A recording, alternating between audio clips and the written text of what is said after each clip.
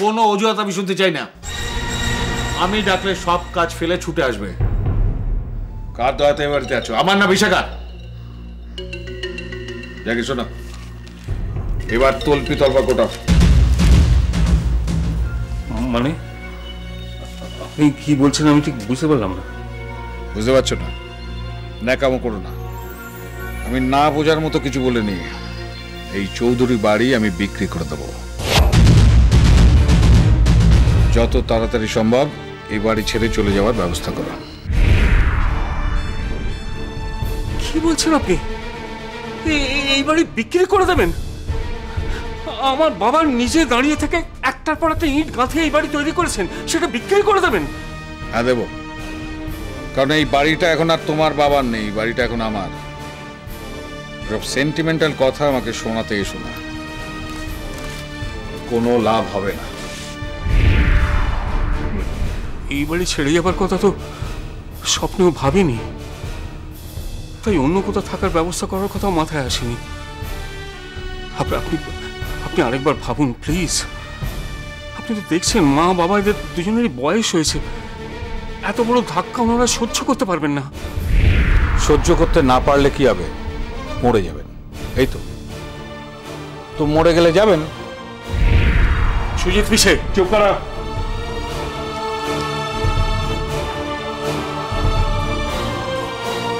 গলা তুলে কথা বলবে না, ফল ভালো হবে না।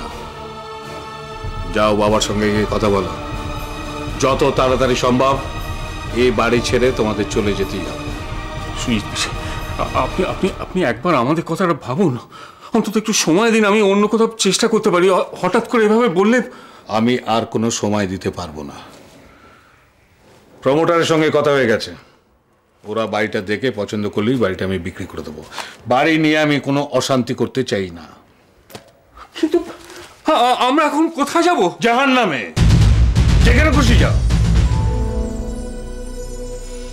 নেহাত তোমরা আমার আত্মীয়ের মতো, তাই দয়া করে এতদিন থাকতে দিয়েছি। অন্য কেউ হলে ঘাড় ধাক্কা দিয়ে দূর করে দিতাম।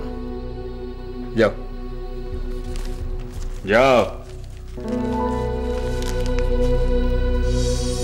দেবা শোনা,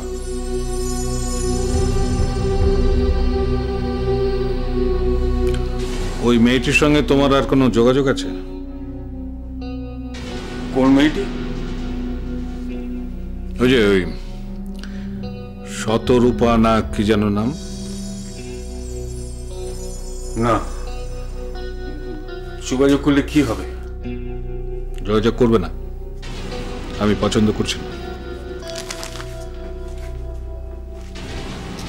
শুধু শতরূপা নয়, অন্য কারোর সঙ্গে তোমরা আর কোনো যোগাযোগ করবে না। এই বাড়িটা ছেড়ে তোমাদের চলে যেতে হবে, এটাই শেষ কথা। বুঝতে পেরেছ?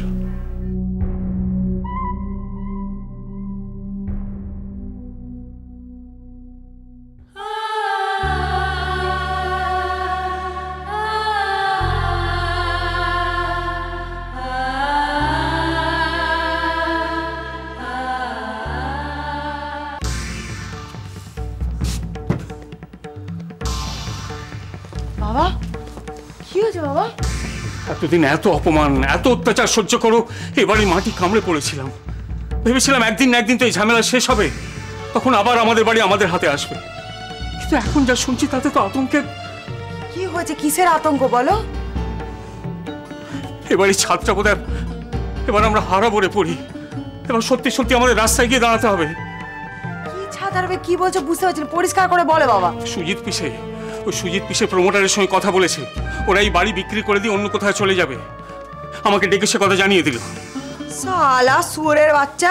চৌধুরী বাড়ি ওর বাপের, যে বিক্রি করে দেবে, ওর বাপ বানিয়েছিল এ বাড়ি।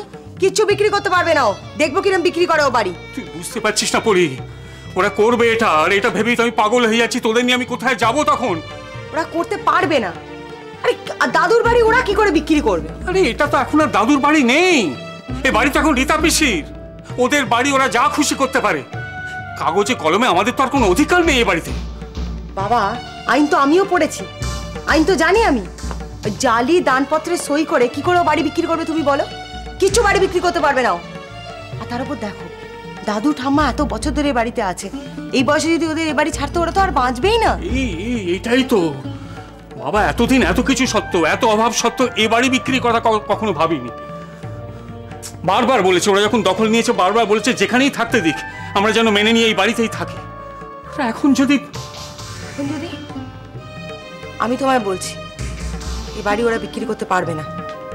আমি দেখবো শালা কি করে বিক্রি করে। এতদিন কত কষ্ট দিয়েছে আমাদের, শালা কুত্তা বিল্লির মতন ব্যবহার করতো আমাদের সঙ্গে, এবার শালা বাড়ি বিক্রি করবে? বাড়ি আমি বিক্রি হতে দেবো না বাবা, তুমি একদম টেনশন করো না।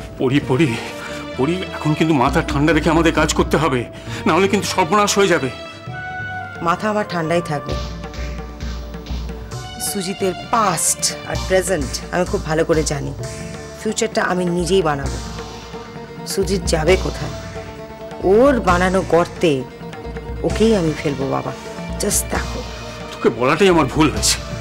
তোর মা যদি জানতে পারে যে সুজিত পিসের সঙ্গে তুই ঝামেলা করেছিস, তাহলে খেলা এখন বদলে যাবে।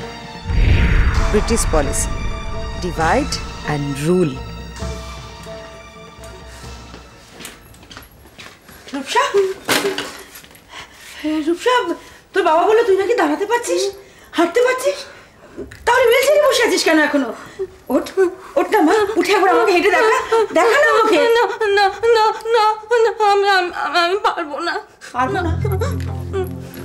পারবো না মানে কি রূপসা? তোর বাবা তোমাকে বললো? তাহলে কি মিথ্যে কথা বললো নাকি তোর বাবা? দাঁড়া, আমি তোর বাবাকে ডাকবো। না মা, মা মা, বাবাকে ডেকো না মা, আমি পারবো না, ভয় করে আমার বাবাকে ডেকো না। রূপসা, রূপসা নাকামি করো না। ভয় আবার কিসের? হ্যাঁ, কিসের ভয় তোমার? দেখো, তুমি একবার তো উঠে দাঁড়িয়েছো, একবার যখন উঠে দাঁড়িয়েছো তাহলে আর ভয় কিসের? আর তাছাড়া তোমার এই ভয়টা কে কাটালো? হ্যাঁ, পরি কাটিয়েছে না? রূপসা, তোমাকে আমি কতবার বলেছি যে ওর সঙ্গে বেশি মেলামেশা করবে না, তুমি আর একটা কথা কানে তুলছো না কেন? কেন? পরি খুব ভালো, খুব ভালো, আমাকে চকলেট দেয়, তারপর পাখির গল্প বলে আমাকে, জানো? চকলেট দেয়, পাখির গল্প বলে, আর অমনি তুমি গলে গেলে না? তোমার এত ক্যাডবেরির লোভ। হ্যাঁ, তুমি দেখে নিও ওই ক্যাডবেরির লোভে তুমি একদিন মরবে। ওই ক্যাডবেরির সঙ্গে বিষ মিশিয়ে তোমাকে একদিন খাইয়ে দেবে, তখন বুঝবে কত ধানে কত চাল। চলো চলো, আমাকে উঠে দেখো, চলো, ওঠো ওঠো ওঠো বলছি আমি। না যদি ওঠো তাহলে এক চড় মেরে দেবো। কি হচ্ছে কি এটা? তুমি একদম রূপসার গায়ে হাত তুলবে না, আমি তোমার বলে দিলাম। আর পরির নামে যেন একটা খারাপ কথা না শুনি আমি। তুই এর মধ্যে নাক গলাচ্ছিস কেন? রূপসার সঙ্গে আমার কথা হচ্ছে, তুই কেন ইন্টারফেয়ার করছিস ওখানে? তুমি কেন ওকে জোর করছো হাঁটার জন্য? তুই বুঝতে পারছো না যে ও দাঁড়াতে পারছে না, ওর কষ্ট হচ্ছে, ও ভয় পাচ্ছে? এতদিন ধরে হুইল চেয়ারে বসে থাকার অভ্যাসকে এত সহজে কাটানো যায়? এখন ওকে ভালো করার জন্য এসছো না? এতদিন কোথায় ছিলে? হ্যাঁ, শুনেছো দাঁড়াতে পারছে, মজা দেখতে এসছো এখানে? এটা মজা দেখার জায়গা? রূপসা, তুই দাঁড়াবি না, আমি তোকে বলছি, তোর কোনো ভয় নেই, তুই দাঁড়াবি না। মুখে খুব বুলি ফুটেছে তাই না? কে তোদের তাতাচ্ছে, কে আমাদের বিরুদ্ধে খেপিয়ে দিচ্ছে এইভাবে? তুই কি ভেবেছিস আমি কিছু জানি না? সব জানি। পরি তোদের এসব শেখাচ্ছে তাই না? ওই পরি দেখবে একদিন তোদের পথে বসাবে, তখন আমাদের কাছ থেকে না কোনো রকম দয়া মায়া আশা করবি না। তুমি পরীকে কিছু বলবে না কিন্তু, ও আমার বন্ধু, বান্টি আমার বন্ধু। হ্যাঁ, বাবা, দেখি এই তো লেংড়ির মুখে কথা ফুটেছে। ভালো তো, পরি বান্টি এরা যখন তোমার এত বন্ধু, তাহলে যাও ওদের কাছে গিয়ে থাকো না, ওদের ঘরে ইঁদুরের কামড় খাও। তোমার এরকম সাজানো গোছানো ঘরে থাকার দরকারটা কি? মা, কি আবল তাবল কথা বলছো তুমি? হ্যাঁ, কোনটা তোমার ঘর জানতে পারি? আজ অব্দি তুমি বা বাবা এক পয়সা খরচা করে কোনোদিন কিছু কিনেছো? সারা জীবন তো অন্য লোকের মাথায় টুপি পরিয়ে কাটিয়ে গেলে। নিজের বেশি মুখ খুলিও না, আমাকে কেলে হয়ে যাবে, চলে যাবে। শোন, ব্যাস, আর একটাও বেশি কথা না, আর একটা বাজে কথা বললে না একটা চড় মেরে দাঁত ফেলে দেবো আমি একেবারে। এটা ভুলেও করতে চাও না। শুধু আমাকে না, রূপসা বা রুমি কারোর গায়ে হাত তোলার চেষ্টা করবে না তুমি। কেন শাসন করতে গিয়ে শুধু শুধু হাত দুটো ভেঙে যাবে? ভালো লাগবে? ঠিক আছে, ঠিক আছে, এর জবাবটাও তুমি খুব শিগগিরই পাবে, মনে থাকে যেন।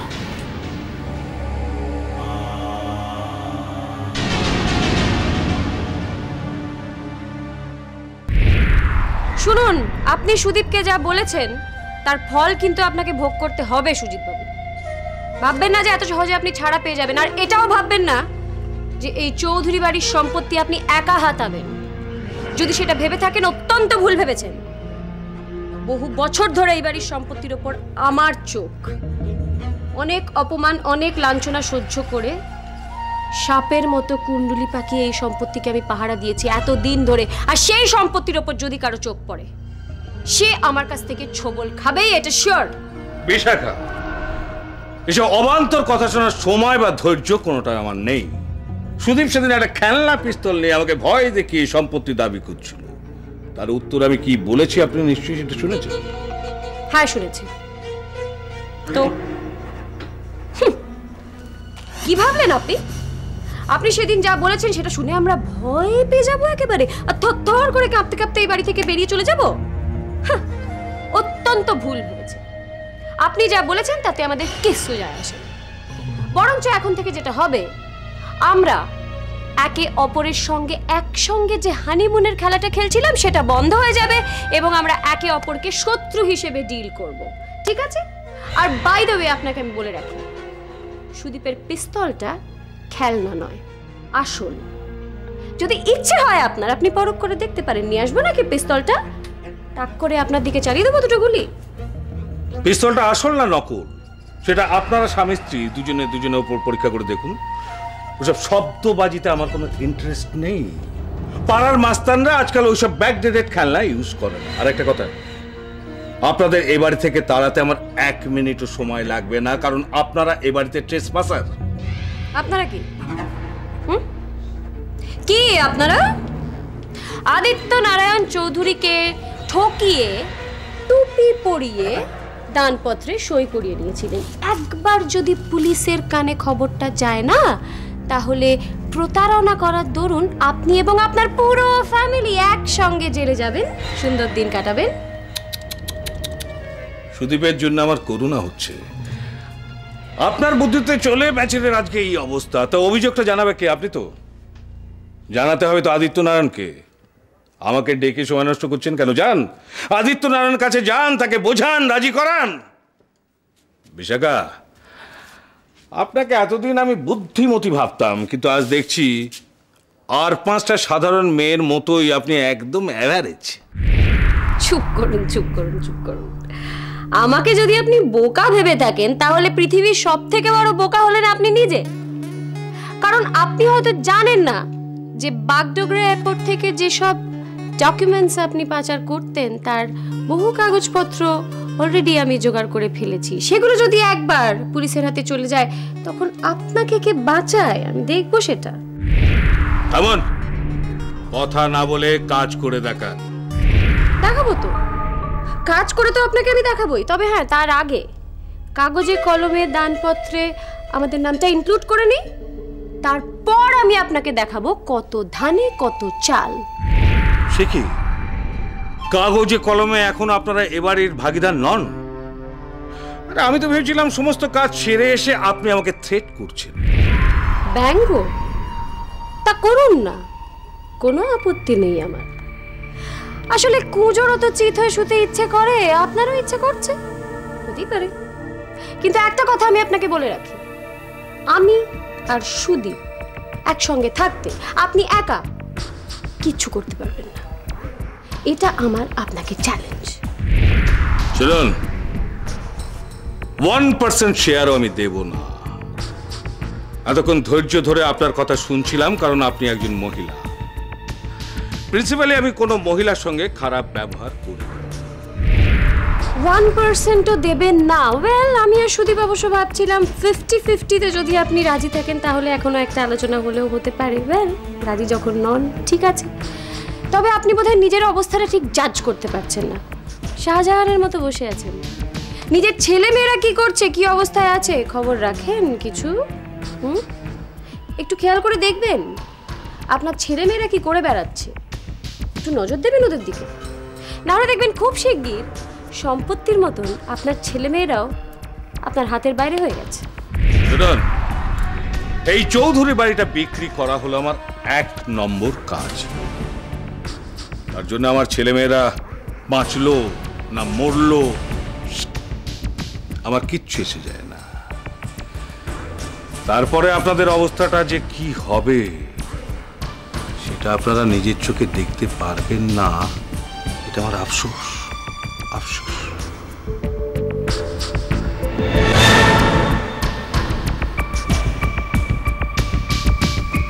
ওকে,